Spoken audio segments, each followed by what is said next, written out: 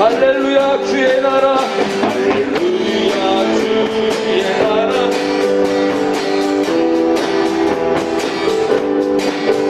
할렐루야 힘하소서. 나는 선포하리,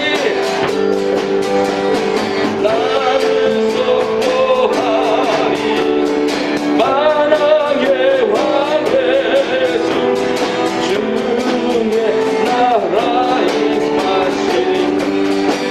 주님의 영광, 주님의 영광 나타나셨네.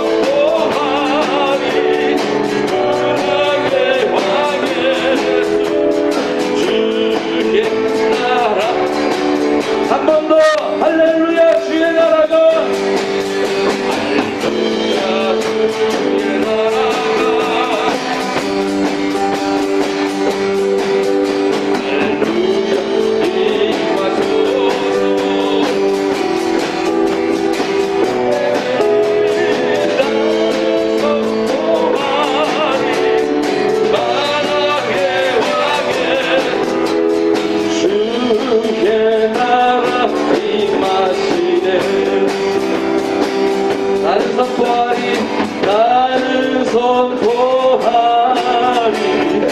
만왕의 왕 예수 주의 나라니 내는 주의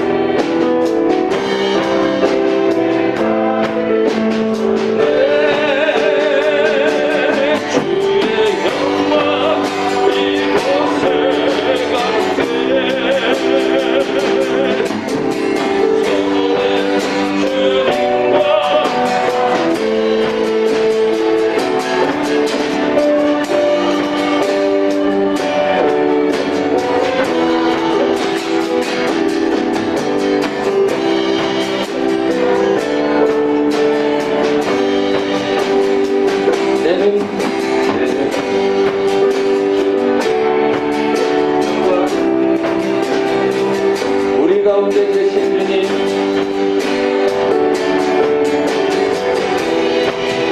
아멘. 그 빛나는 광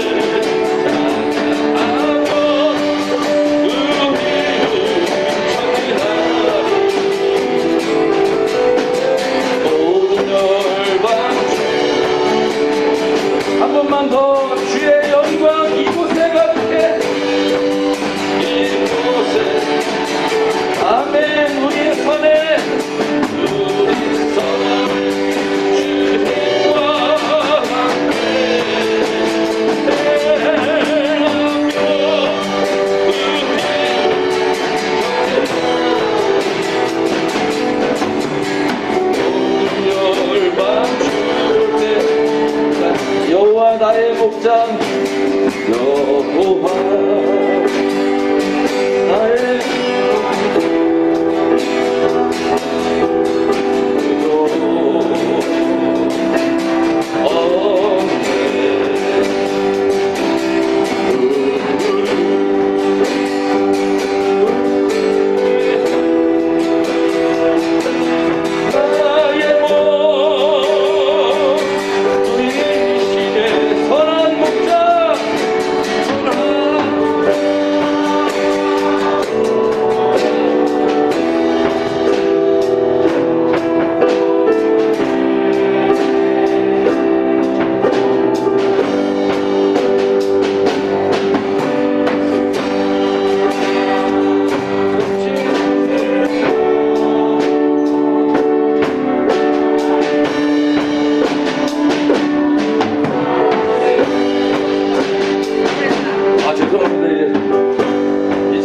다시 할게.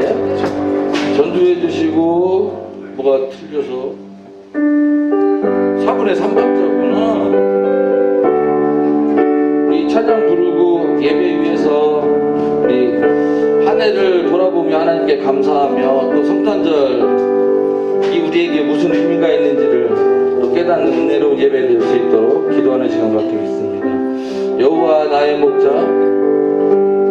여호와 나의 목자, 내게 불도 없네.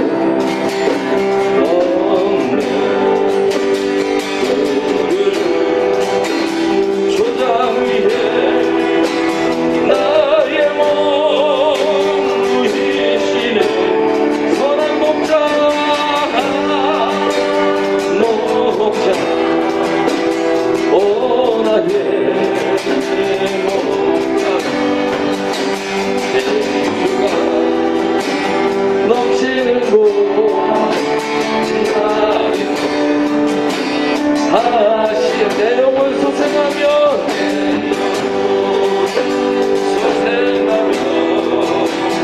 자기 이름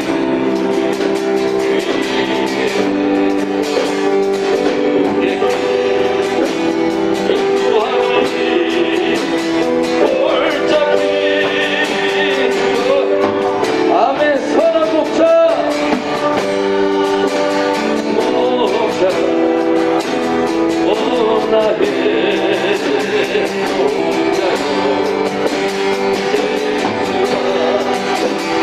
넘치는 곳 나이고.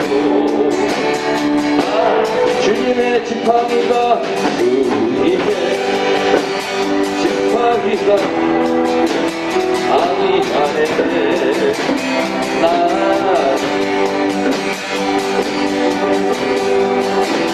원수 앞에 베품 선한 목자,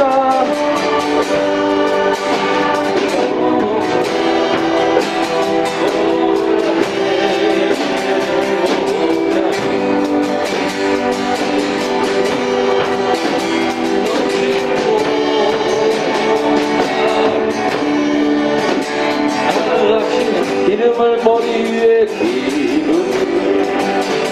머리 위에 바르시는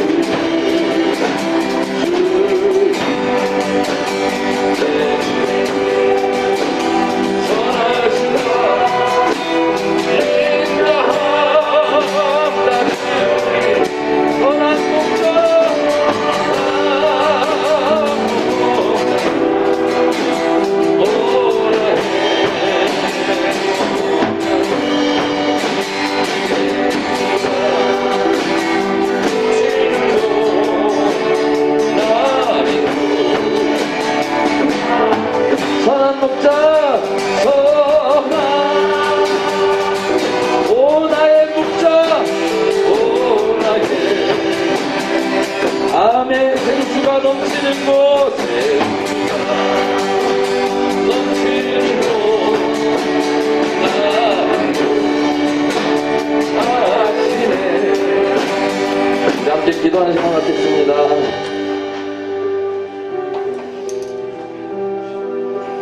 우리의 예배가 하나님께서 받으실 만한 진정한 예배 되게 하여 주옵시고, 또 성탄절이 우리에게, 우리 가정에, 이 사회에 어떤 뜻이 있으며 어떤 하나님의 말씀이 있는지를 생각하며 말씀 가운데 결단하는 은혜로운 시간을 줄 수 있게 기도하겠습니다.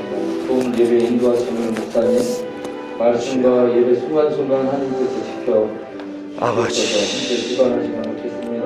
하나님 아버지 감사합니다. 우리를 선택하여 주시고 하나님 감사합니다.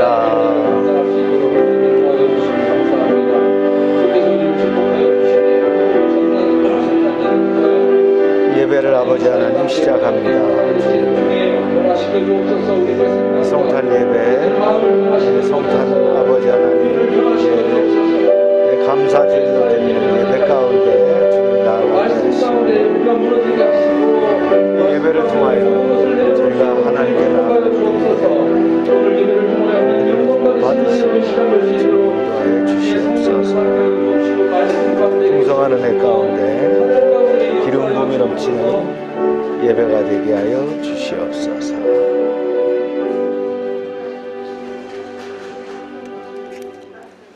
우리 다 같이 일어나셔서 찬양 드립니다. 만복의 근원 하나님.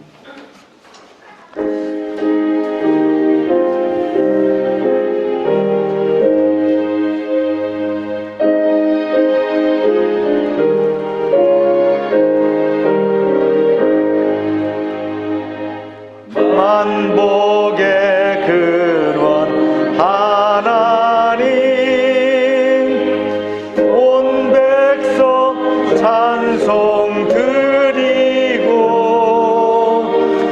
저 천사여 찬송하세. 찬송 성부 성자 성령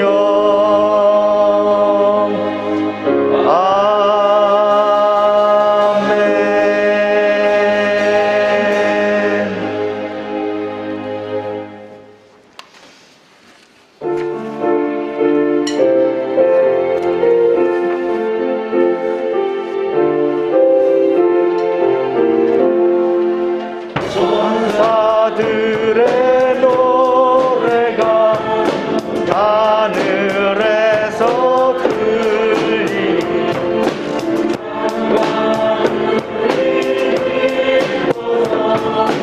메아리쳐 울린다.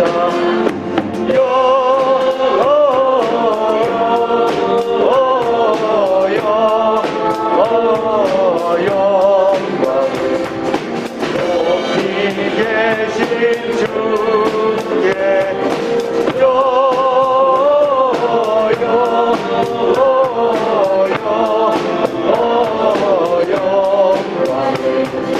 높이 계신 주님께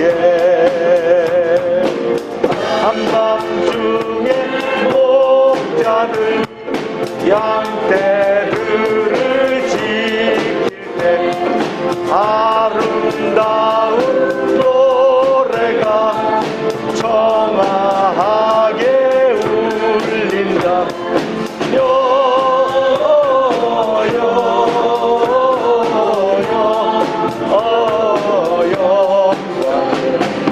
높이 계신 주께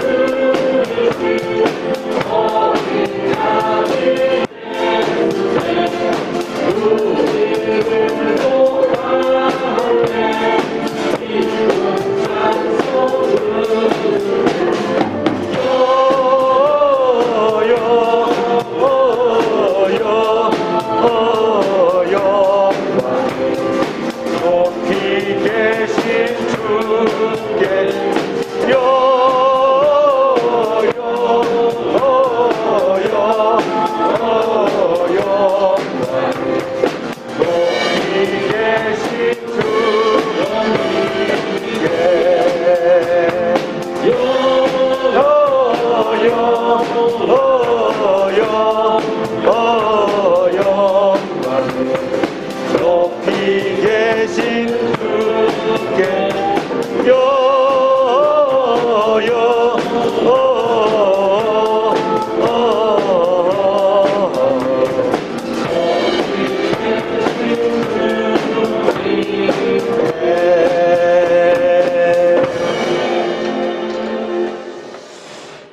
같이 묵도하시겠습니다.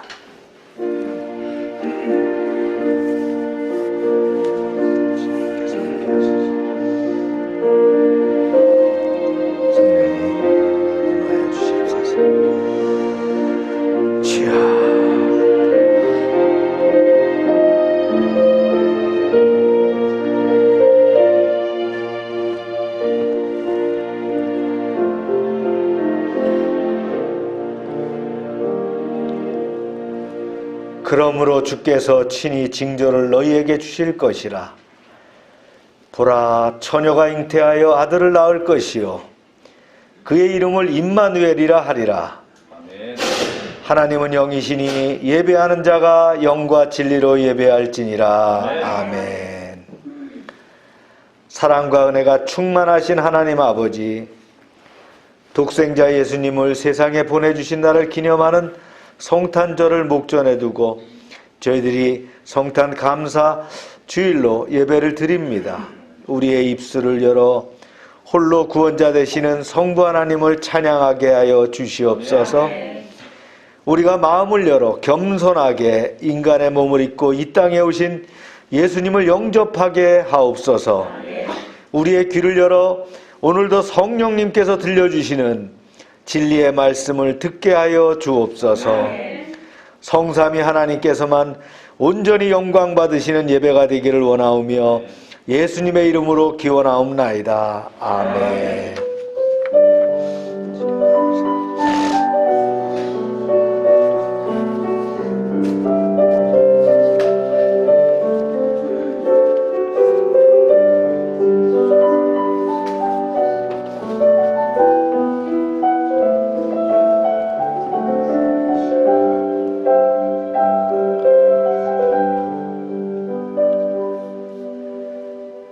전능하사 천지를 만드신 하나님 아버지를 내가 믿사오며 그 외아들 우리 주 예수 그리스도를 믿사오니 이는 성령으로 잉태하사 동정녀 마리에게 나시고 본디오 빌라도에게 고난을 받으사 십자가에 못 박혀 죽으시고 장사한 지 사흘 만에 죽은 자 가운데서 다시 살아나시며 하늘에 오르사 전능하신 하나님 우편한 자에 계시다가 저리로서 산자와 죽은 자를 심판하러 오시리라. 성령을 믿사오며 거룩한 공예와 성도가 서로 교통하는 것과 죄를 사해 주시는 것과 몸이 다시 사는 것과 영원히 사는 것을 믿사옵나이다. 아멘. 자리에 앉으시기 바랍니다.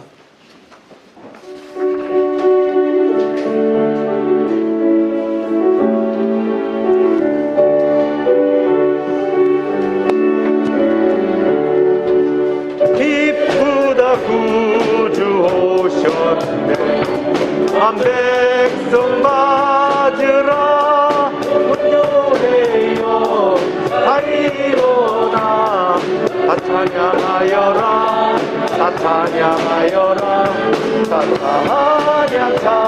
찬양하여라 구세주 찬생했으니 다 찬양하여라 세상에 만물들아 다 화답하여라 다 화답하여라 다 화답하여라 온 세상 죄를 사하여 주 예수 오셨네 오라네로 다 구원하시네 다 구원하시네 은혜와 진리 되신 주 다 주관하시니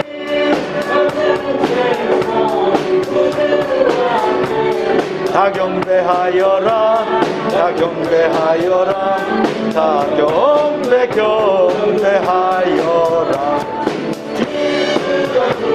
주 오셨네 한 백성 맞으라 운요해요 다 일어나 다 찬양하여라 다 찬양하여라 다 찬양하여라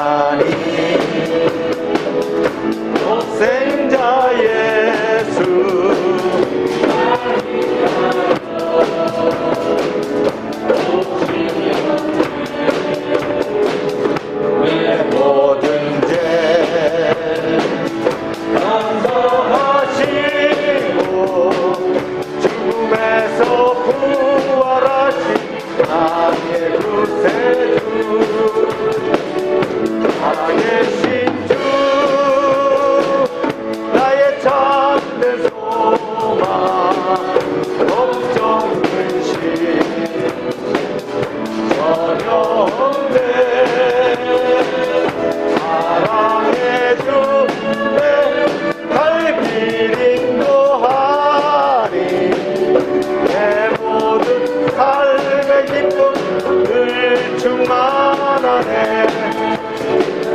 주 안에서 모든 난 생명 도우시는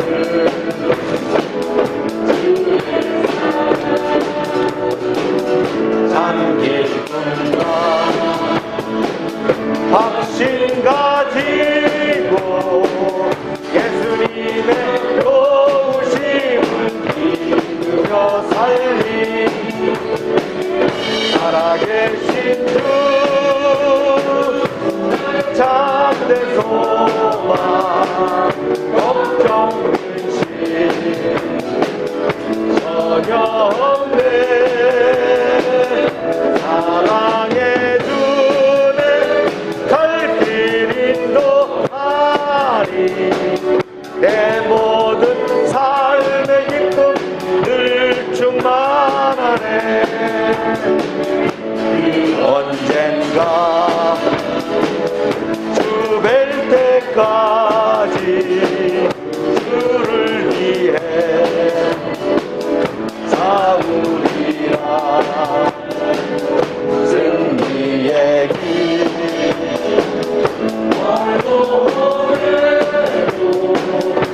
주께서 나의 앞길 지켜주시니 살아계신 주 나의 참된 소망 걱정 근심 전혀 없네. 사랑해 주네 갈 길 인도하리. 늘 충만하네. 살아계신 주 나의 참된 소망 걱정 근심 전혀 없네.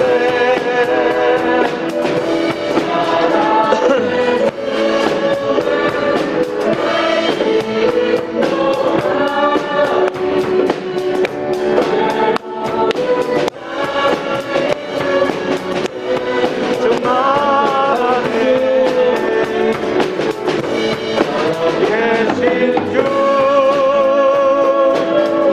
나의 참된 소망 걱정 근심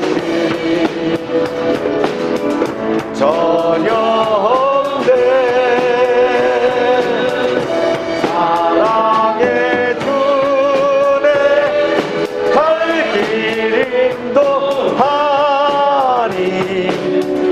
내 모든 삶의 기쁨 늘 충만하네.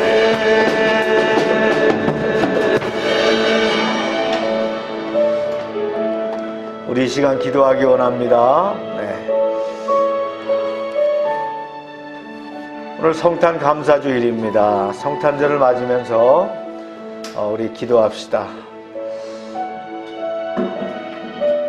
하늘과 땅의 영광과 기쁨이 된 성탄,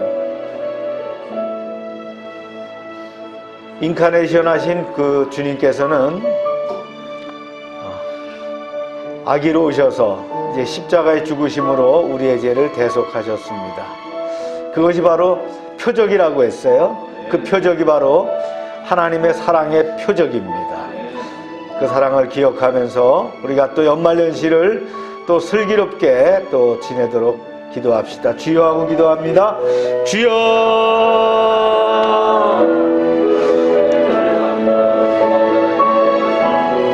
지구촌이 성탄의 기쁨을 함께해야 되는 이때에 오미크론으로 인해서 다시 이제 각 나라의 문이 닫혔습니다. 그러나 예배가 계속되게 하시고 우리의 심령이 주를 갈망하게 하여 주시옵소서. 예배는 하나님께 최고의 가치를 드리는 것입니다. 순종과 하나님께 소속을 인정하는 이 예배 가운데 함께하여 주시옵소서. 영상으로 드리는 이들과도 함께하여 주시옵소서. 열방의 사업장들 지켜주셔서 은혜의 기관으로 사용되길 원합니다. 오병성 장로와 한국자동차 부품협회를 기억하시옵소서.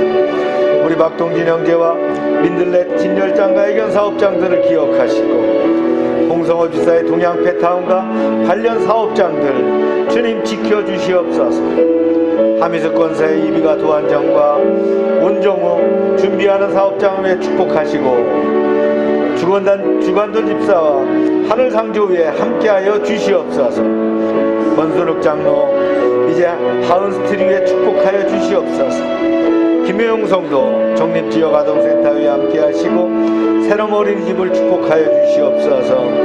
이장래 목사 이제 다운 임용 봉사에 함께하시고 나눔 카페에 함께하시고 찬비선교회와 선교사님과 선교지 사업장들 특별히 아브라델루에 새로 준비 중인 이제 나눔 카페에 함께하시고 열방 지역아동센터에 함께하여 주시옵소서.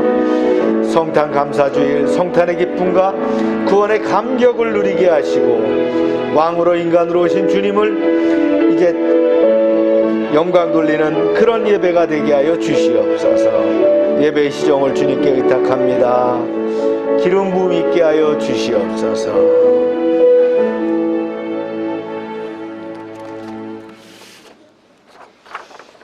기도드리겠습니다. 주님, 벌써 2022년 12월 중순입니다. 힘들었던 22년을 보내고자 합니다. 2년 동안 또 많은 것들로 채워주시고 지켜주셔서 감사드립니다. 이 어려움 속에 우리가 예배할 수 있고 물질로 헌금할 수 있게 허락해 주시네 다시 한번 감사합니다. 주님, 코로나로 인해 많은 사람들이 지쳐가고 있습니다. 세상은 함께가 아닌 개인으로 이제 사회가 급격하게 변화되었습니다. 온라인 예배를 통해 예배는 드려왔지만 세상 편안함에 넘어져 세상으로 떠나버리는 자녀들도 있습니다. 주님 곁에서 떠나는 자는 많아지는데 그 상황으로 교회들은 이제 전도를 멈추었습니다. 청소년들과 청년들은 이제 교회에 모이지 않았습니다. 더 이상 옛날 방식의 전도는 통하지 않습니다. 한국 교회는 분명 늙어가고 있습니다. 하지만 우리에게 방법이 없습니다. 주님, 이 세상은 더 이상 기적을 쫓지 않고 있습니다. 현실의 성공을 쫓고 그것을 따라가고 있습니다. 우리 열방교회 성도들은 세상의 성공이 아닌 주님 안의 성공을 쫓아가게 하여 주시고 아버지 주님, 위기라는 기회가 많은 변화가 필요하다는 뜻입니다. 우리 교회의 변화하는 방법을 알려주시어 새로운 기적을 일으켜주시고 그 기적의 중심이 우리 열방교회가 되게 기도드립니다. 남은 2021년이 얼마 남지 않았습니다. 믿음적으로 세상적으로 정리하고 되돌아보는 시간 되게 하시고 2022년에는 희망찬 새해가 되게 해주시고 회복되는 해가 되게 해주세요. 주님 아버지, 성탄 감사 예배를 드립니다. 주님 아버지, 이번 한 주는 주님의 태어나심을 묵상하고 주님의 사랑을 생각하는 한 주 되게 해주세요. 아멘. 사랑이 많으신 예수님의 이름으로 기도드립니다. 아멘.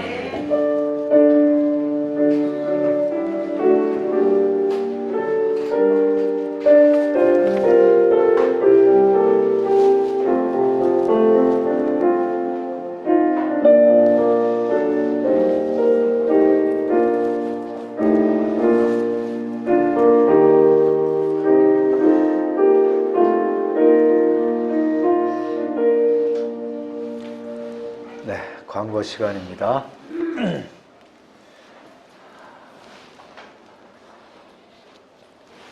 오늘은 성탄 감사 주일로 예배를 드리고요. 성탄절 예배는 25일인데 오전 11시 영상 예배로 제가 밴드에 또 카톡에 올려놓겠습니다. 가정에서 여러분들 가족들과 함께 또 예배 드리시기 바랍니다. 다음 주일은 송년주일로 드립니다. 다음 주일에는 영상으로 드리는 분들도 있지만 우리 다 나와도 됩니다. 우리 교회 사이즈에서 다 나와서 함께 예배 드릴 수 있도록 2021년 마지막 예배죠. 제가 여러분들께 또 예배 끝나면서 또 안수하는 또 그런 시간도 갖도록 하겠습니다.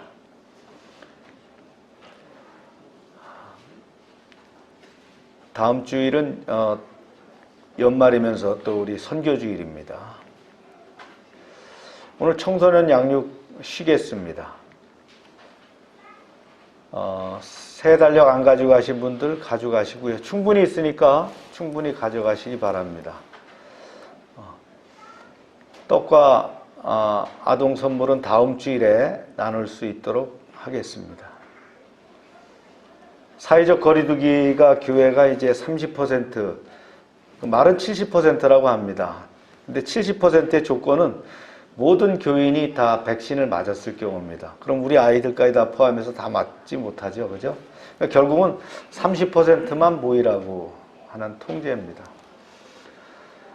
지금 백신 허가제 또 백신 카드제 뭐 이렇게 해서 하잖아요. 식당도 그게 있어야 될 정도인데 아마 우리 교회는 백신 안 맞는 사람은 어린이들 빼놓고는 다 맞은 걸로 제가 파악을 했는데 부스터샷도 중요합니다. 그래서 부스터샷 대상 되시는 분들은 빨리 맞으셔서 이 코로나 위험으로부터 벗어나 주시고 제가 방금 전에 확인해 보니까 영국은 9만 명 하루에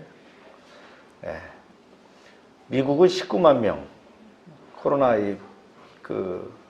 발생자가 그 중에 또 오미크론이 많이 나오고 오미크론에 의해서 사망자들이 속출하고 있고요.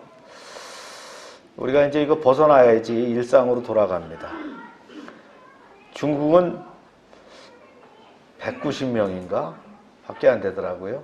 그러니까 뭐 공산국가니까 진짜인지 가짜인지는 잘 모르겠어요. 그러나 그만큼 통제하고 있다는 거죠.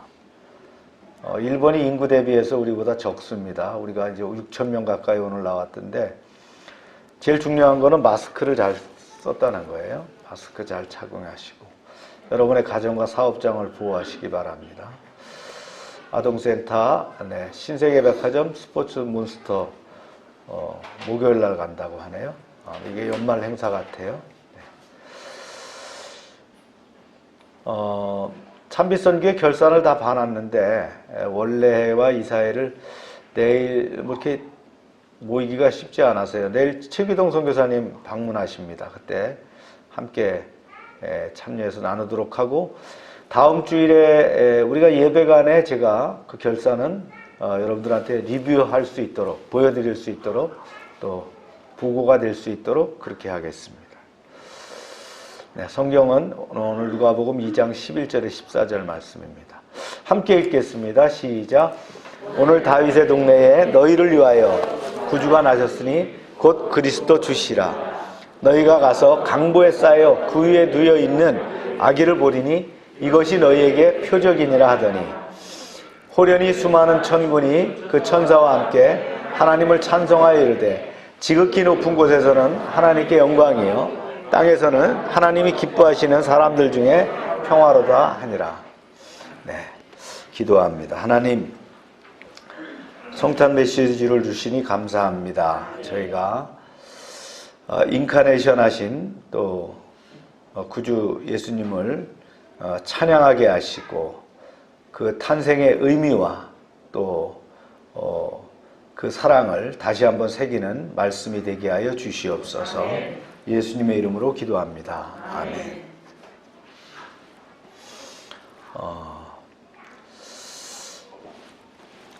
오늘 우리는 사복음서를 중심으로 해서요 예수 그리스도의 탄생의 그 참모습을 다시 한번 생각해 보려고 합니다. 좀 다른 각도에서 또 이렇게 설교를 좀 준비해 봤는데요. 사복음서에는 예수 그리스도의 탄생과 그분의 생애를 소개합니다. 그래서 사복음서의 주제는 뭐예요? 예수 그리스도입니다. 그리스도의 태어나심과 사역하심, 죽으심. 이게 다 들어있는 게 사복음서잖아요. 특별히 각 복음서에는 그 특성들이 있어요. 예수 그리스도의 생애를 어떤 면을 강조하는가 하는 거거든요. 이제 이 말씀을 좀 우리가 나눠보는데요. 마태복음, 마태복음은 어떻게 언급하느냐 하는 거예요. 마태복음은 예수 그리스도를 뭘로 소개한다고요? 왕으로 소개합니다. 그리고 마가복음에서는 뭐라고 소개한다고요? 종, 여호와의 종이라고 이렇게 소개합니다. 마태복음은 왕으로, 누가복음은 다시 잘못 얘기했어요. 마가복음은 이게 지금 잘못 썼네요, 저게. 종으로. 그 다음에 누가복음은 사람으로. 예, 이렇게 표현했어요. 저거 좀 수정해 줄 수 있죠? 네. 그래서 누가복음은 인자, 사람이라는 얘기를 많이 해요. 인자가 온 것은 잃어버린 자를 찾아 구원하려 함이라. 인자란 말을 많이 써요. 인자가 누굽니까? 사람이란 뜻이에요. 네. 누가는 예수 그리스도의 인간적인 생애의 모습을 가장 정확하고 자세하게 관찰해서 기록을 했습니다. 그래서 우리가 그 그리스도의 생애를 역사적으로 관찰하려고 할 때 제일 중요한 자료가 뭐냐? 누가복음이라고 봅니다. 그래서 저희가 누가복음에 대한 강해를 했죠. 그죠? 네. 누가복음이 이 시간대별로 잘 돼 있고요. 가장 그 세밀하게 나와 있는 부분들이 누가복음이다. 마지막 요한복음은 어떻게 하느냐? 요한복음은 하나님의 아들로서 이렇게 묘사를 했습니다. 여러분, 요한계시록에서 우리가 배웠지만 사도 요한은 하나님의 어린 양과 하나님의 보좌를 옹유하고 있던 네 생물에 대해서 얘기합니다. 사자와 송아지, 사람, 독수리 모습으로 이렇게 나타난다 그랬어요. 기억나시나요? 그래서 성 어거스틴은 요한계시록 4장 7절에 근거해서 아주 재미있는 관찰을 했습니다. 즉 하나님의 보좌를 옹이하는 네 생물이 있는데 바로 이 역사 속에 찾아오시는 하나님의 모습이 이 네 가지 유형이라고 생각했어요. 그래서 성경학자들은 어떻게 어거스틴의 분류에 따라서 사복음서에 별명을 붙였습니다. 어떻게 붙였느냐? 마태복음은 무슨 복음? 사자복음이라고 했어요. 왕, 사자, 이게 좀 뭔가 가죠? 그 다음에 마가복음은 송아지 복음이에요. 일을 많이 한다는 거예요. 그 다음에 누가복음은 사람 복음이에요. 그 다음에 요한복음은 당연히 독수리 복음이죠. 사자, 송아지, 사람, 독수리. 그래서 사복음서를 어거스틴의 주장에 따라서 성경학자들은 이렇게 분류하기도 합니다. 사자는 밀림의 왕자입니다. 그러니까 왕이죠. 왕이신 그리스도를 묘사한 그 마태복음과 연결될 수 있어요. 그 다음에 송아지는 커서 죽을 때까지 일만 합니다. 그래서 마가복음에 나타나는 예수 그리스도의 모습은 철저하게 일하는 종의 모습으로 나타난다는 거예요. 마가복음에서 제일 많이 나타나는 단어가 뭐냐면 곧, 즉시 이런 단어입니다. 하여튼 마가는 잠시 쉴 겨를도 없이 바쁘게 일하시고 뛰어다니시는 활동인으로서의 예수님을 표현하고 있습니다. 그래서 마가복음의 별명이 뭐라고요? 송아지복음이다. 누가복음은 사람복음입니다. 그러니까 예수 그리스도의 꿈 많은 10대 시절, 다른 복음서에 나타나지 않아요. 근데 누가복음에 나타납니다. 그 다음에 12살이 된 소년이 예루살렘에 올라가는 모습, 예수님이 우시는 모습, 또 배고파하시는 모습, 이렇게 인간적인 예수님의 모습을 잘 나타내고 있는 것이 누가복음이에요. 그래서 사람복음이라는 거예요. 그 다음에 요한복음의 별명은 독수리복음이라 그랬죠? 독수리는 하늘의 왕자입니다. 이것은 초월자로서의 예수님의 모습, 즉 요한복음은 예수 그리스도의 신성을 가지신 하나님의 아들로서 그렇게 표현하고 있다. 그래서 여러분들이 이렇게 좀 관심을 가지고 보시면 좀 더 복음서를 이해하기가 쉽겠죠. 이제까지 얘기했던 걸 좀 정리해 보면요. 마태복음은 내용이 뭐냐면요. 예수 그리스도는 누구시는가라는 거예요. 누구십니까? 만왕의 왕이시죠. 그죠? 예. 마태복음 2장 1절에 보면 동방에서 박사들이 와서 그래요. 유대인의 왕으로 나신 이가 어디 계시뇨? 그렇게 물었어요. 그러나 예수께서는 단순히 유대인만의 왕은 아니죠. 예. 저는 어렸을 때 크리스마스가 돼서 찬송을 부를 때마다 조금 그 마음에 불만을 갖고 있었어요. 왜냐? 왜 이스라엘 왕으로만 나시고 대한민국으로 왕으로 오시지 않으셨는가 하는 거예요. 그러나 예수님께서는 팔레스틴 땅에서부터 복음을 전파가 시작되게 하셨고요. 이 복음을 받아들인 모든 나라, 모든 영토는 궁극적으로 만왕의 왕이신 하나님이 다스리신다는 거예요. 아멘입니까? 그거 꺼도 되잖아요. 네.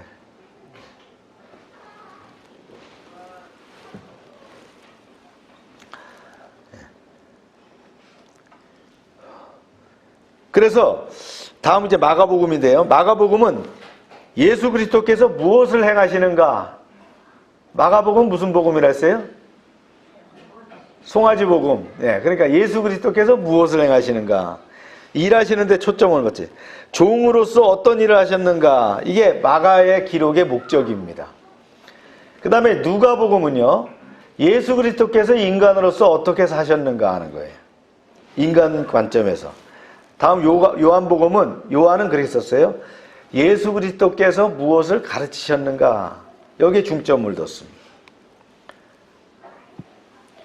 사복음서를 공부하는 사람들이 각 복음서마다 같은 사건이 조금씩 다르게 나와 있기 때문에 오해할 수 있어요. 당황할 수 있어요. 좀 성미가 급한 사람은 또 이제 성경에 오류가 있다 이렇게 지적할 수가 있습니다. 그런데 그렇게 단정적으로 결론 내릴 게 아닙니다. 우리는 사복음서의 모든 내용이 어떤 관점과 동기에서 기록되었는가를 알아야 되겠죠.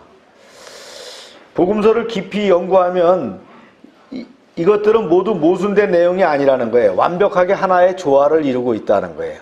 예를 들어서 한번 보겠어요? 우리 여기 내동내거리가 바로 옆에 있잖아요. 내동내거리에 교통사고가 났어요. 예, 그랬더니 제일 먼저 달려온 사람이 KBS 기자입니다. 그래서 와서 트럭과 승용차가 부딪히는 장면을 부딪혀 있는 장면을 사진으로 담아갑니다. 그 다음에 MBC 기자가 왔어요. 피 흘리고 쓰러져 있는 그 부상자들 그리고 소방대원들이 다친 사람을 차에 끌어내리는 그런 장면, 이걸 찍었어요. 조금 늦게 있다 TBC 기자가 왔어요. 사고 현장이 어느 정도 정리돼 갖고 이제 모인 사람들이 흩어지는 장면을 찍었습니다. 그 다음에 이제 SBS 기자가 늦게 왔어요. 아무것도 없어요. 도로에 핏자국만 있는 거예요. 그래서 피 흘리는 흔적을 카메라에 담아 갖고 갔다는 거예요. 저녁 방송이 됐습니다. 이 네 방송에서 나오는 것을 보고서는 이렇게 얘기할 수 있죠. 왜 똑같은 사건인데 이렇게 사진이 다르지? 아무것도 믿을 수 없어. 그렇게 얘기할 수 있습니다.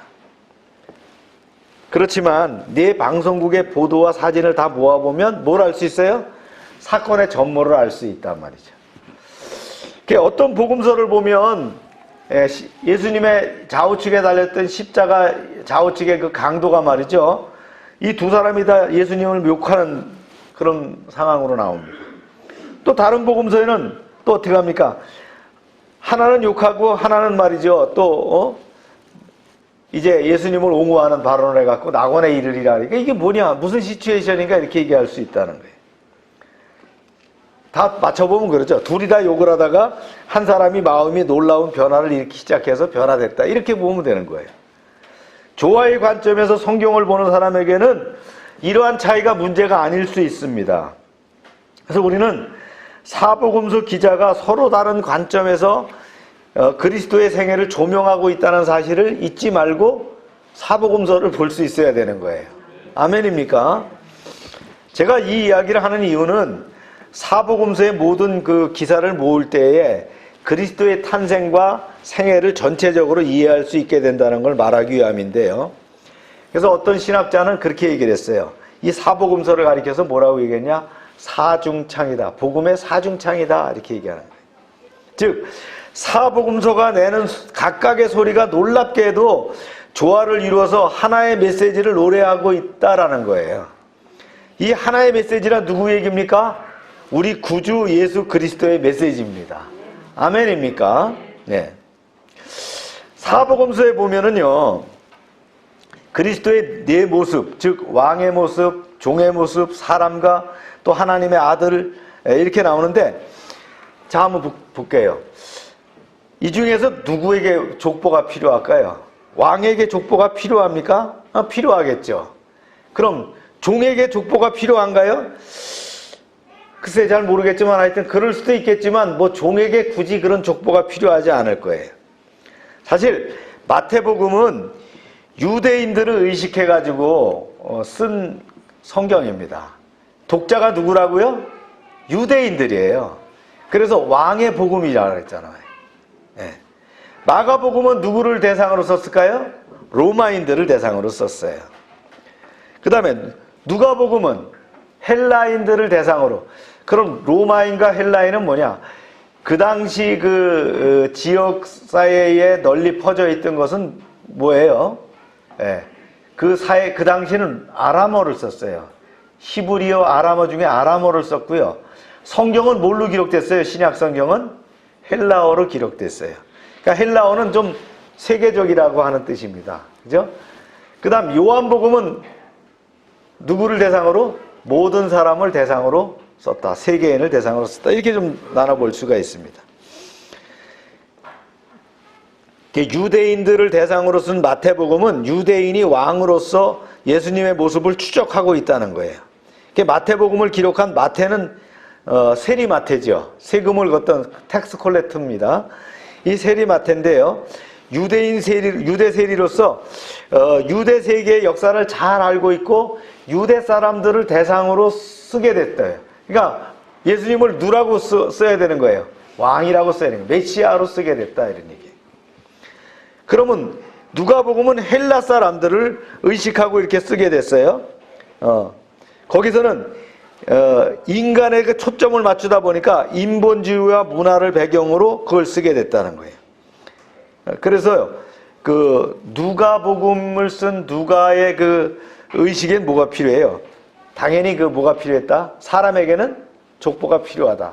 그래서 누가복음에 족보가 있어요. 마가복음은 뭐라 그랬어요? 종에 대한 거라 그랬잖아요. 굳이 로마 사람들이 유대인의 족보에 대해서 알 필요가 없어요. 그래서 안 썼어요. 그 다음에 요한복음에도 족보가 없습니다. 그럼 족보가 있는 건 어디냐? 마태복음과 누가복음에만 예수님의 족보가 나오는 거예요. 자, 묻습니다. 예수님의 족보가 나오는 데가 어디라고요? 네, 잊어버리지 마세요. 상식적으로 기억해 두시고 그래야 여러분들이 이해하기가 쉬워요. 네. 그래서 우리는 마태복음과 누가복음에서만 예수님의 탄생 기사를 볼 수가 있고요. 거기에만 족보가 나와 있더라 그런 얘기예요. 네. 그래서 마태복음 1장에 나오는 족보는요. 왕의 족보입니다. 예수님이 유대인의 왕의 혈통을 이어받았다는 사실을 강조하기 위한 족보입니다. 그래서 법적인 족보예요. 그 다음에요. 누가복음에 나오는 족보는 예수님부터 아담과 하나님까지 올라가는 족보입니다. 그러니까 즉 유대인의 그 왕의 족보가 아니에요. 전 인류의 족보입니다. 무슨 뜻인지 알겠죠? 그래서 헬라인을 중심으로 쓰게 됐다. 그래서 이렇게 족보가 연결되는 거예요. 그런 의미를 갖고 있다는 걸 여러분들이 알아야 돼요. 그래야 탄생에 대한 이야기도 그렇게 적혔구나라는 걸 이해할 수 있다는 걸 제가 얘기하고자 하는 거예요. 자, 이런 내용을 가지고 우리가 이제 접근을 한번 해보면 먼저 마태복음에 나타나는 그 구주의 탄생 기사입니다. 마태복음 2장을 잘 읽어보면 예수님을 제외하고 주역으로 등장하는 사람이 누가 등장합니까? 동방박사입니다. 동방박사들이 등장하죠. 한 가지 물어볼까요? 예수님의 탄생에 관련해서 누가복음에는 있는데 마태복음에 없는 것이 뭐냐? 뭐 여러 가지 있을 수 있지만 탄생 설화에 대해서는 목자가 나오지 않고 말구유가 안 나옵니다. 누가복음에는. 누가복음에 있는데 마태복음에는 없어요. 여기는 뭐가 나와요? 동방박사가 나와요. 마태복음은 왕의 복음이잖아요. 왕의 복음인데 왕이 태어나는데 말구유가 왜 나오겠어요? 그죠? 말이 안 맞죠? 그래서 안 나오는 거예요.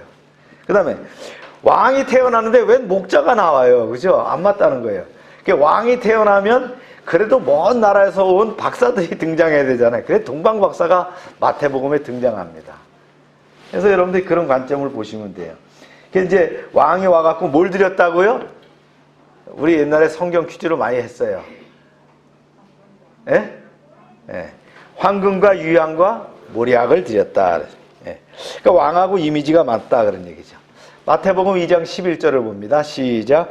집에 들어가 아기와 그의 어머니 마리아와 함께 있는 것을 보고 엎드려 아기께 경배하고 보배압을 열어 황금과 유약과 모략을 예물로 드리니라.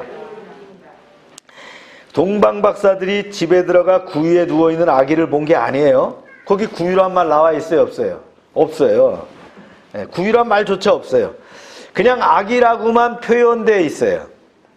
근데 이 아기라고 하는 단어가 누가복음에 나오는 아기하고 단어가 틀려요. 어떻게 틀리냐? 영어 성경 특히 이제 원문에 가까운 킹 제임스 버전을 보면 마태복음의 아이는 베이비가 아니에요. 영 차일드라고 되어 있어요. 조금 어린 아기예요. 네.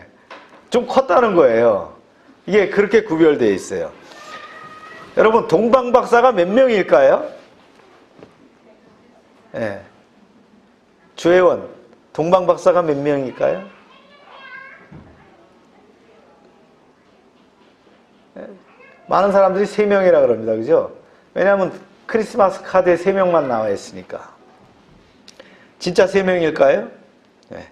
그거는 너무 전설과 우리가 찬송가에 너무 이렇게 심취해 있다 보니까 3명인 줄 아는데, 성경에 이렇게 나와 있어요. 시작.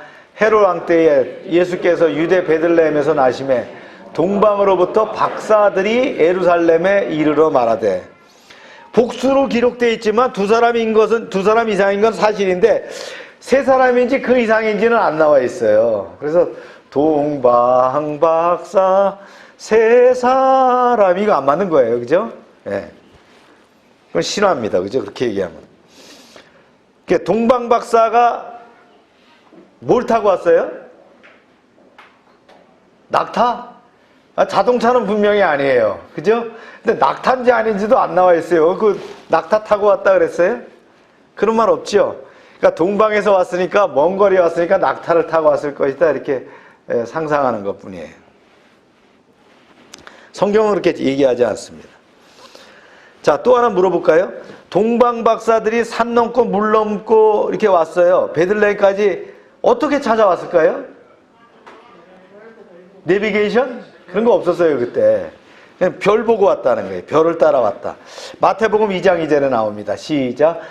유대인의 왕으로 나신 이가 어디 계시뇨? 우리가 동방에서 그의 별을 보고 그에게 경배하러 왔느라. 여기서 보다라고 하는 말이 진행형이 아니고요. 뭘로 했으면 과거형이에요. 별을 보았다는 거예요. 예. 옛날에 별을 봤어요. 어느 시기에 별을 보고 이게 동방박사들이 왕이 나셨구나 하고 왔다는 거예요. 메시아가 이스라엘에서 탄생할 거라고 하는 것은 그들도 구약 성경을 통해서 알아요. 그러니까 뭔가 저기 별이 보이는데 동쪽에서 있으니까 자기 서쪽에 별이 떴으니까 어디예요? 이스라엘에, 그죠? 낳겠구나라고 왔다는 거예요. 이들이 와서 묻죠. 왕이 어디에 나셨느냐? 그랬더니 뭐라고 합니까?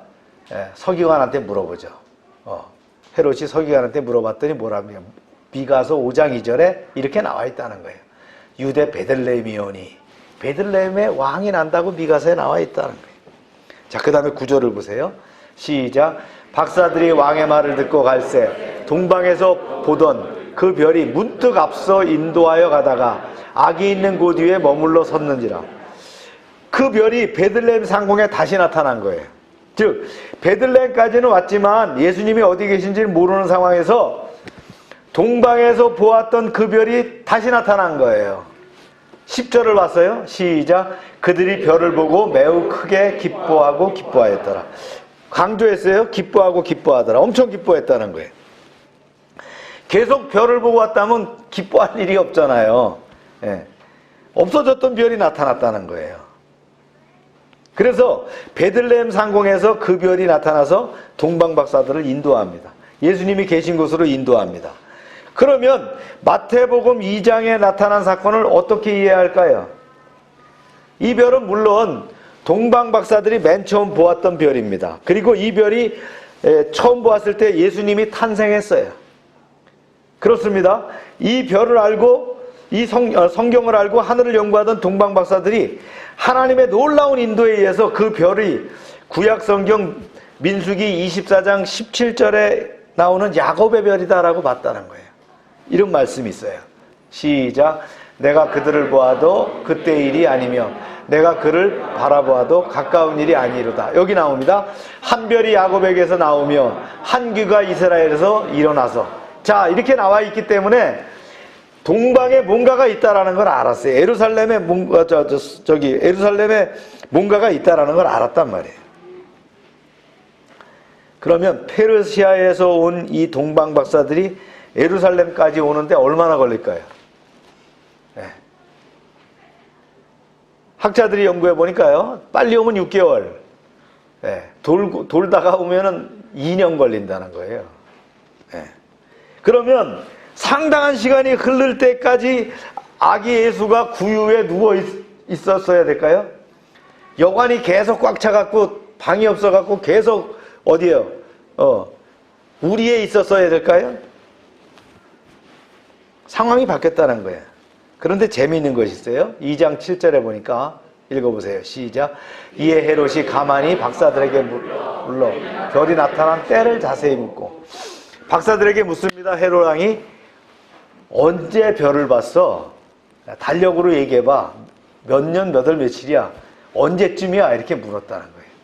자, 이동한 거리가 있기 때문에 정확한 시기를 물었어요. 헤롯이 왜 물었어요? 네. 유대인의 참 메시아가 언제 태어났는가를 알기 위해서입니다. 그러면서 무엇이라고 말했어요? 이렇게 얘기합니다. 시작.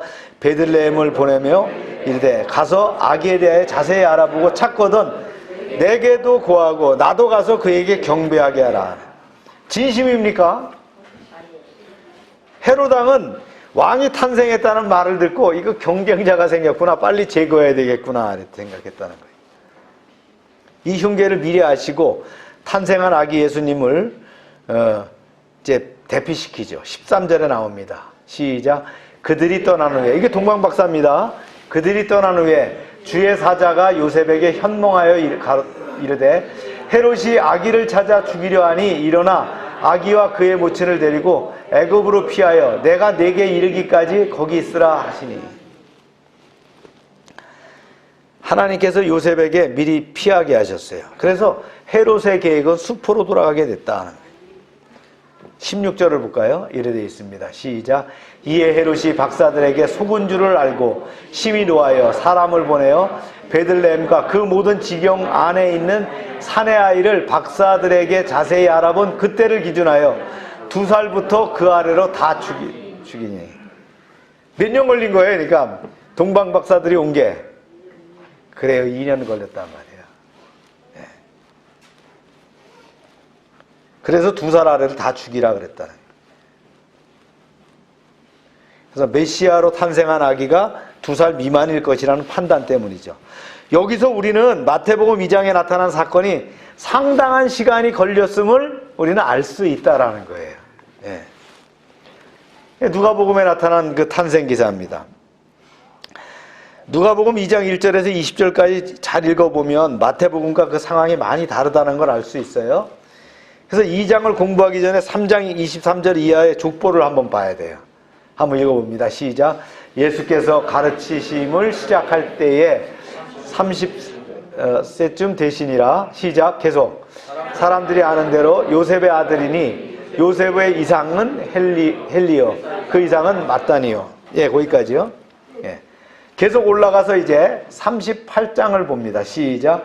그 이상은 에노스요, 그 이상은 셋이요, 그 이상은 아담이요, 그 이상은 하나님이시라. 이것은 이스라엘의 족보가 아니라 그랬어요. 그죠?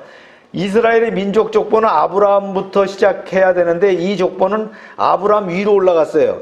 인간의 족보예요.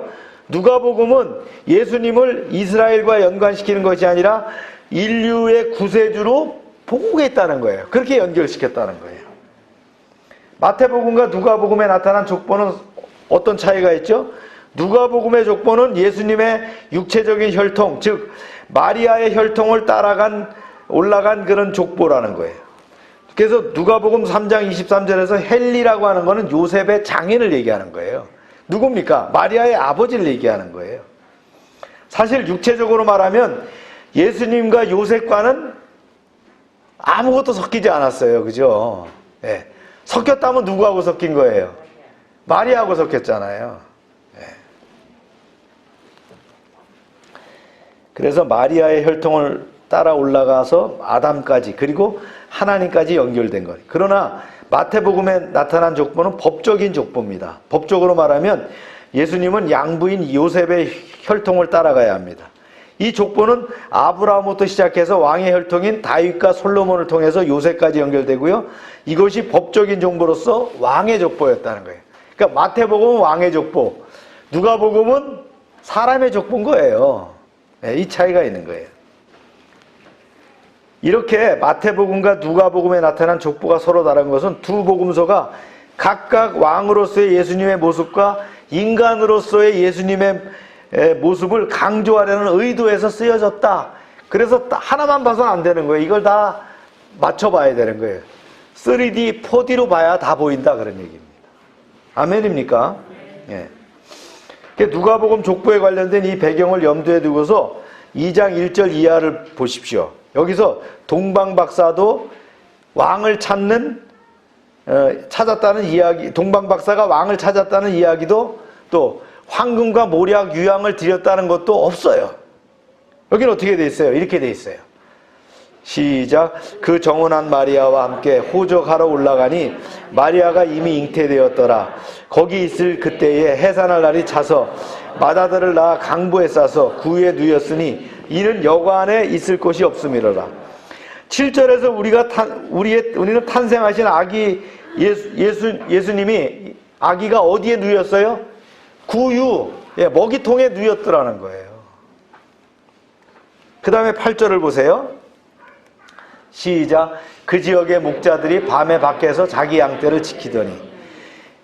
예수님은 베들레헴에 탄생했고 목자들은 베들레헴 밖에 있었는데 이때 목자들에게 일이 생겼다는 거예요. 어떤 일이 생겼어요? 이렇게 해요. 주의 사자가 곁에 서고 주의 영광이 그들을 두루 비치매 크게 무서워하는지라 천사가 이르되 무서워하지 말라. 보라, 내가 온 백성에게 미칠 큰 기쁨의 좋은 소식을 너희에게 전하노라. 오늘 다윗의 동네에 너희를 위하여 구조가 나셨으니 곧 그리스도의 주시니라. 큰 기쁨의 좋은 소식. 이게 바로 굿뉴스, 복음이라는 뜻이에요. 예. 예수님이 바로 복음입니다. 아멘입니까? 그러면서 이렇게 얘기하죠. 이렇게 긴 얘기를 합니다. 그리고 이제 천사들이 하늘로 떠나고 목자들이 이제 어디로 갑니까? 요셉과 마리아가 구유에 아기를 누인 곳을 찾아가서 경배하는 모습이 나오는 거예요. 이게 바로 어디의 얘기라고요? 누가복음의 얘기다 하는 거예요. 예. 이제 흩어졌던 퍼즐을 다시 모아보면 이렇습니다. 어느 날 Once upon a time 타이거 스모킹 할 때죠. 예. 페르시아의 상공에 유달리 아름다운 별 하나가 탁 떴어요. 그거를 본 동방박사들이 저건 성경에 나온 그 별이다. 메시아가 왔다. 그래서 이동을 준비하는 거예요. 황금과 모략과 유향을 가지고 먼 거리를 이동하게 됐다. 한편 베들레헴 지경에 있던 목자들은 갑자기 그들을 둘러비치는 영광의 빛을 보고 하늘이 열리면서 천사들의 노래가 들리게 된 거예요. 오늘날 다윗의 동네에 우리의 구주가 탄생하셨다 그러는 거예요. 목자들은 이 이야기를 듣자마자 즉시 아기를 찾으러 갑니다. 그리고 구세주가 탄생했다는 사실을 기뻐하면서 확인하고 돌아가게 됩니다. 그 많은 시간이 지났어요. 6개월 혹은 그 이상의 시간이 지났어요. 동방에서 출발했던 박사들이 도착합니다. 그들이 어떻게 합니까? 와갖고 물어보죠. 팔레스틴 어디에 왕이 나셨느냐? 그래서 어디라 그래요? 베들레헴이다. 그 베들레헴은 찾아가다가 보니까 별이 나타난 거죠. 그래 기뻐하면서 그 별을 따라가서 이제 어느 정도 큰, 그죠? 아기 예수님을 뵙고 황금과 유향과 모략을 드리고 돌아갔다는 거예요. 돌아가자 하나님의 메시지가 요셉에게 임했죠. 헤롯이 너희를 찾을 것이다. 빨리 피해라. 애국으로 피하게 됐다는 거예요. 아멘입니까? 이렇게 스토리가 됐다는 거예요. 이제 크리스마스 신화를 벗을 수 있어야 된다는 거예요. 동방 박사들과 목자들이 나란히 있는 그림이나 목자들이 무엇을 바치는 그림이 함께 그려져 있다? 이거는 잘못된 거다라는 게 시간차가 있어야 되는 거예요. 물론 상징적인 그림이죠. 그죠? 네, 상징적인 그림이죠. 성경은 그렇게 쓰여 있지 않았다. 그러니까 제가 말씀드렸던 이러한 왜 사복음서를 제가 얘기하고 족보를 얘기하고 말이죠. 거기에 쓰여진 그 컨텍스트들이 어떻게 됐는가를 우리가 이해해야 성탄을 이해할 수가 있다. 네. 우리는 이렇게 탄생하신 예수님을 어떻게 대해야 될 것인가. 마태복음은 초점이 뭐랄까요? 그분은 왕이시라는 거예요. 우리는 왕 대신 주님 앞에 나가서 경배하지 않으면 안 되는 거예요. 누가복음의 메시지는 예수님께서는 참 사람으로 오셨다는 거예요. 그래서 여기에는 경배가 나타나지 않습니다. 그러나 우리는 참 인간이신 예수님의 뒤를 따라갈 필요가 있지요. 그분은 우리의 모본이 되시는 분이라는 거예요. 저는 예수님의 오심을 생각할 때마다 반드시 기억하는 사실이 뭐냐면, 여러분 보세요. 성탄을 축하하라는 말씀이 성경에 나옵니까? 성경에는 그런 메시지가 없어요. 그러면 축하하지 말라고 말이 나옵니까? 없어요. 그러니까 축하해도 무방해요. 그러나 제가 말하는 초점은 뭐냐면, 성경에 예수님의 출생을 기억하라는 말은 없지만 예수님의 죽으심은 기억하라고 했잖아요. 성만찬 때 말이죠. 고린도전서 11장 2절에 보면 그랬어요. 이것을 행하여 나를 기념하라는 거예요. 네, 떡과 포도주의 의미가 바로 그런 의미잖아요. 예수님의 십자가의 죽으심을 의미하는 거예요. 십자가 위에서 우리를 위해 돌아가신 예수님, 그분의 죽으심을 기억하라는 말씀입니다. 제가 왜 이런 말씀을 드린지 아십니까?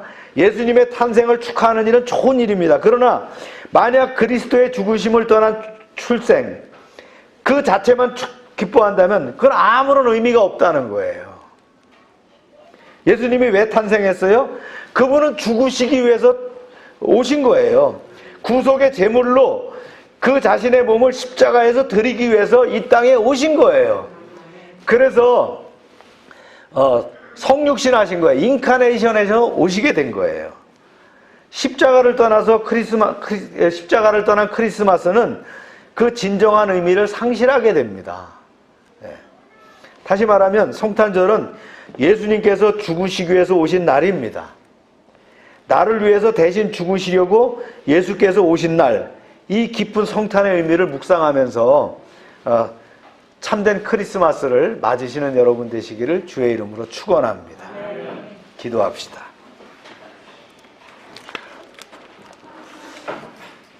참 좋으신 하나님, 오늘은 성탄 감사주의를 맞아서 예수님의 탄생 기사를 나누게 하셨습니다. 사복음서를 통해서 정확한 예수님의 생애를 조명하게 하심을 감사합니다. 왕으로 종으로 인간으로 하나님의 아들로 오신 예수님, 미련한 우리에게 주님의 참 모습을 알려주기 위해서 사복음서를 통해서 다각적으로 알려주심을 감사합니다. 또한 마태복음과 누가복음에서 나오는 각각 다른 예수님의 족보를 통해서 예수님의 탄생의 계보를 알게 하심도 감사합니다. 오늘 말씀을 통해 동정녀 잉태, 베들레헴 출생, 구유의 누이심, 목자들의 방문, 또 동방박사들의 경배, 헤롯의 베들레헴 2살 이하 아기들에 대한 참살 등의 신화적인 이야기가 아니라 역사적인 사건임을 정확하게 알게 하시고, 왕이시며 인간의 모습으로 오신 예수님이 그 탄생이 바로 복음이며 십자가를 떠나서는 성탄은 진정한 의미를 상실한다는 진리를 깊이 새기게 하여 주시옵소서. 우리는 이러한 성탄의 의미를 묵상하며 가족들과 함께 예배하며 감사와 찬송을 드리는 의미 있는 성탄이 되게 하여 주시옵소서. 오미크론이 우리를 괴롭히지만 이럴 때일수록 모이기에 힘쓰고 예배를 회복하게 하고 더욱 기도 가운데 말씀 가운데 나아가게 하여 주시옵소서. 한 주를 충실하게 결산하게 하시고 새해를 준비하게 하여 주시옵소서. 예수님의 이름으로 기도합니다. 아멘. 네. 다 같이 일어나셔서 우리 찬송합니다. 123장.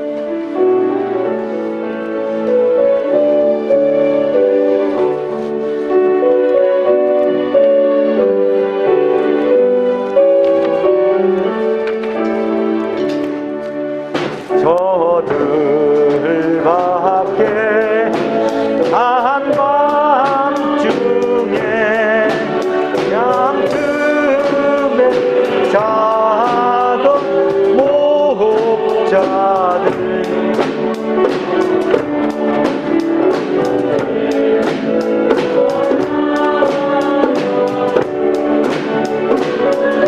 다시 소식 들었네.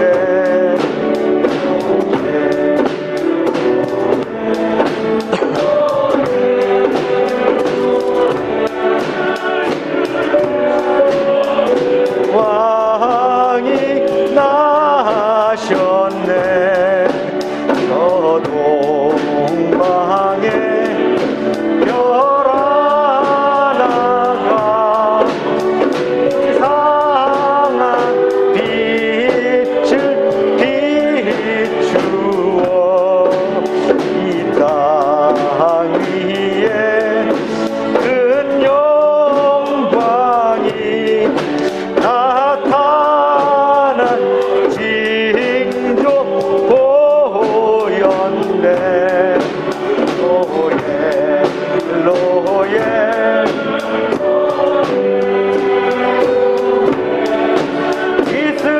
이스라엘로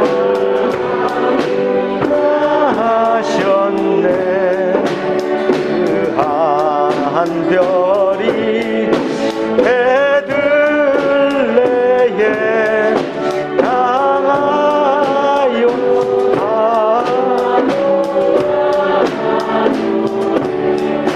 아기 예수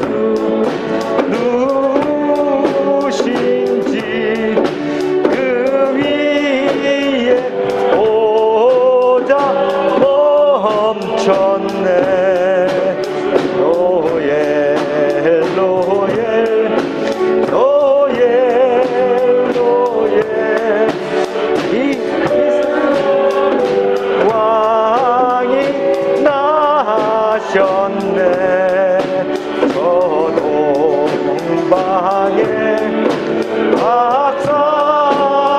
박사들이 새아기 보고 절하고 그 보배하 다 열어서 예물 드렸네. 로엘 로엘 로엘 로엘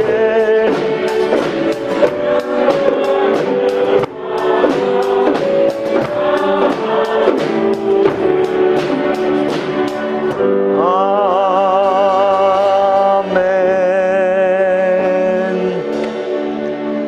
우리 아픈데 손을 얹고 기도합시다. 하나님, 우리의 약한 곳을 또 병든 곳을 치료하여 주시길 원합니다. 하나님의 능력의 손으로 함께 안수하실 때에 이제 하나님의 능력을 통해서 우리가 병으로부터 회복될 줄로 믿사오니 이 시간 역사하여 주시옵소서. 예수 이름으로 명령하노니 병은 떠나가고 깨끗하게 될지어다. 질병은 치유되고 회복될지어다. 주님 역사하셔서 우리를 치료하시고 회복하여 주시옵소서. 날마다 넘치게 하시는 하나님 아버지의 은혜에 감사드리며 저희들에게 주신 것을 구별하여 하나님께 약속의 말씀대로 드립니다. 이제 11조를 드릴 때에 저들의 가정에 또 사업장에 복을 쌓을 곳이 없도록 채워 주시옵소서. 또한 황충을 금하여 주시고 이제 과실이 기한 전에 떨어지지 않도록 보호하여 주시옵소서. 주정원금, 감사원금, 약정원금, 선경금을 구별해서 드립니다. 주님 100배로 응답하여 주시옵소서. 하나님 말씀을 삼가 듣고 그 모든 명령을 지켜 행하는 백성을 축복하사 세계 모든 민족 위에 뛰어나게 하여 주시옵소서. 우리가 하나님의 말씀에 순종하면 모든 복이 우리에게 그대로 미칠 줄로 믿습니다. 성읍에서도 복을 받게 하시고 들에서도 복을 받을 것이며 몸의 소생과 토지의 소산과 짐승의 새끼와 우양의 새끼가 복을 받으며 광주리와 떡반죽 그릇이 복을 받으며 들어와도 복을 받고 나가도 복을 받을 것이며 대적이 일어나 우리를 치료할지라도 그들이 한 길로 왔지만 7길로 도망가게 하여 주시옵소서.